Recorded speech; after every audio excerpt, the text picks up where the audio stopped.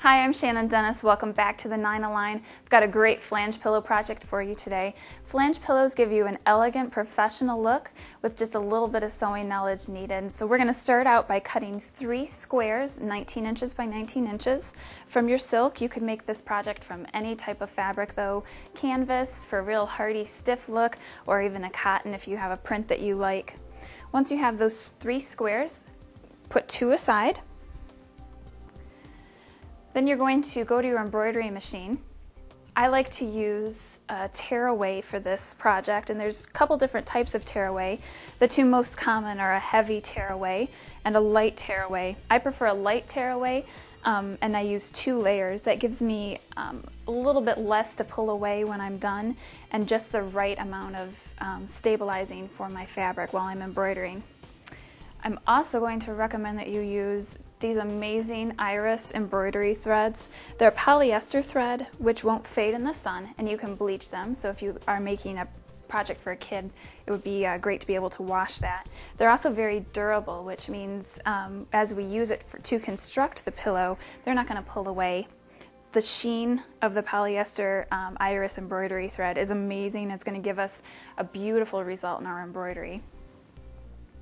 I'm using the Kent State University alphabet from Husqvarna Viking, and once that is done embroidering out, you're going to remove it and remove all of the stabilizer from the back of your embroidery. The next step is to go back to a flat surface, and when your embroidery is done, it's going to look like this. And RM are my monograms. You can see again the beautiful sheen of the polyester Iris embroidery thread and the nice vibrant colors as they come off of that really cream colored silk.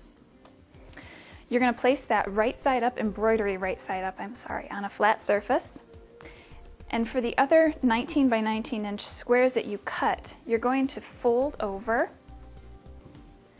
1 inch along one of the raw edges. Again, because it's a square, it doesn't matter which edge, just pick an edge that's going to be your finished edge. You're going to fold it over 1 inch, and then you're going to fold it over 6 inches and press it really well with an iron. Again, using a pressing motion up and down with your iron instead of back and forth so you don't warp your fibers. You're going to do that to both of your backing pieces, which are those 2 remaining 19 by 19 inch squares. And you're going to place them right side down, or right sides together, depending on how you want to look at it, to your embroidered 19 by 19 inch square. Next, you're going to get your pins out. And I love this little metal container. It's actually magnetic, so if my pins fall, they just get suctioned right to my pin container there. I'm going to set it in the center, and I'm going to pin around all of my edges here through all of the layers. And I'll just do a couple in place here so you get the idea. You're going to do that around all 4 edges. Next, take it to your sewing machine, set it up for a straight stitch. You're going to sew 1/2 as your seam allowance, 1/2 of an inch, all the way around your pillow. Make sure that you trim your corners on a diagonal, that way you get a nice point when you turn it right side out. And we're going to pretend like I sewed it here just for a moment. When you turn it right side out, you're going to turn it right side out through the opening that you've created in your backing pieces. So I'm just going to set these aside and pretend like we turned it right side out. And this is what you're going to be looking at, your beautiful monogram. All of those raw edges are going to be finished edges since you've sewn. You're going to take a ruler and your water-soluble marking pen,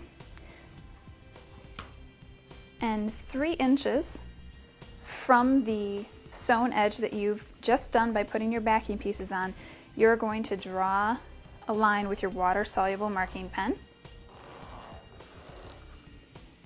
You're going to do that all the way around your pillow, 3 inches in. Now remember that your backing pieces are sewn onto your pillow already, and once you get done marking 3 inches in, you're going to have a smaller square outlining your monogram embroidery. Now through all of your layers, both of your backing pieces and your front layer with your monogram embroidery done on it, you're going to sew right along that water-soluble line 3 inches in from your finished sewn edge.